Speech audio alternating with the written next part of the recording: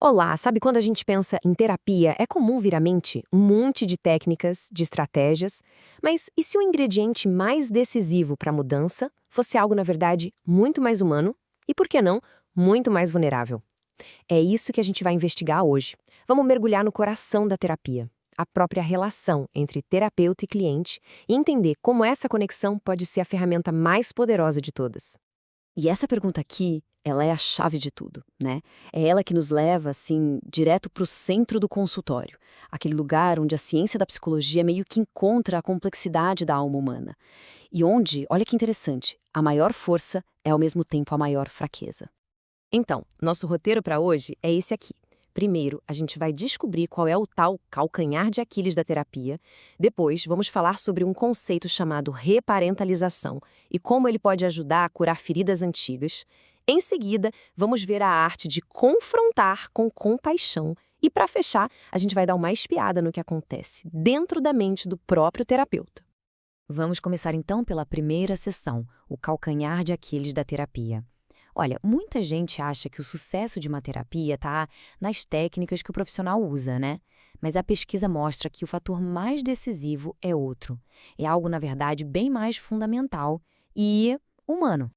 E aqui está a grande revelação que as pesquisas na terapia do esquema trazem. É algo surpreendente mesmo. A variável mais vulnerável e ao mesmo tempo mais poderosa não é uma técnica, não é uma teoria. É a própria personalidade do terapeuta, o ser humano que está ali por trás do diploma. O que isso quer dizer na prática? Quer dizer que só as técnicas, elas não dão conta de promover uma mudança que dure.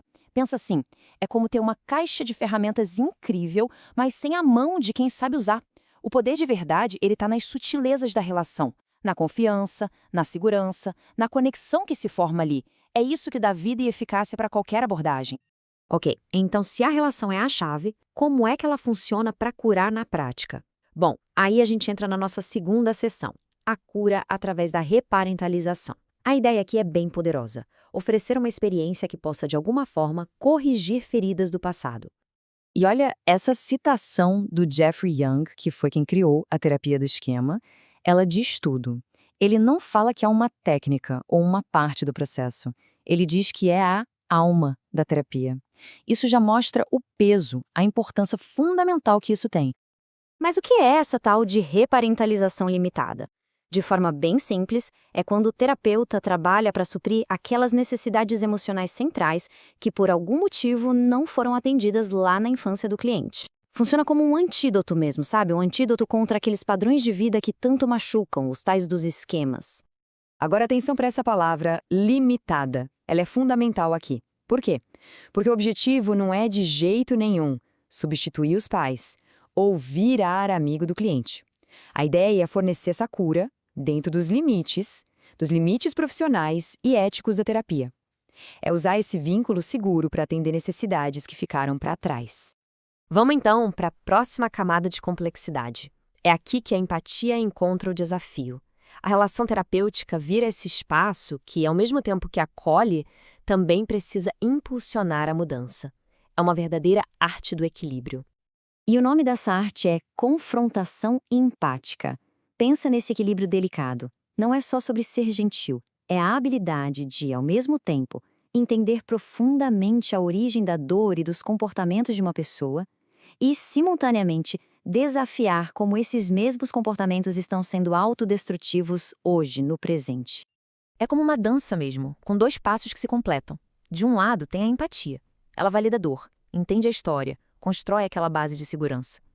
Do outro vem a confrontação. Ela aponta os padrões que não funcionam mais, foca no impacto que eles têm hoje, empurra para escolhas mais saudáveis. Um passo não funciona sem o outro. Para isso ficar mais concreto, vamos dar uma olhada num caso que o nosso material de base apresenta. Essa é a Abby, uma mulher de 28 anos que carrega um medo muito, muito profundo de ser abandonada. E aí surge um problema que se repete sempre. A Abby chega atrasada para todas as sessões. E esse comportamento, claro, começa a testar a relação terapêutica. Mas não é só um atraso, né? É um sintoma, uma manifestação dos esquemas dela. E olha só a resposta do terapeuta, que é a confrontação empática em ação, pura. Primeiro, ele valida o que a Abby provavelmente está sentindo. Abby, sei que você pensa que estou com raiva. Depois ele nega a punição. Quero que saiba que não estou. E por fim, ele confronta o comportamento, mas de uma forma relacional, focando na perda para os dois. Apenas sinto pesar por não termos mais tempo para ficarmos juntas. É sutil, mas é extremamente poderoso. E agora a gente chega na nossa última sessão e talvez a mais reveladora de todas. Vamos virar o jogo e olhar para o mundo interno do terapeuta. Porque, afinal de contas, quem cura também é humano. Isso é algo que a gente precisa ter sempre em mente. Terapeutas não são imunes.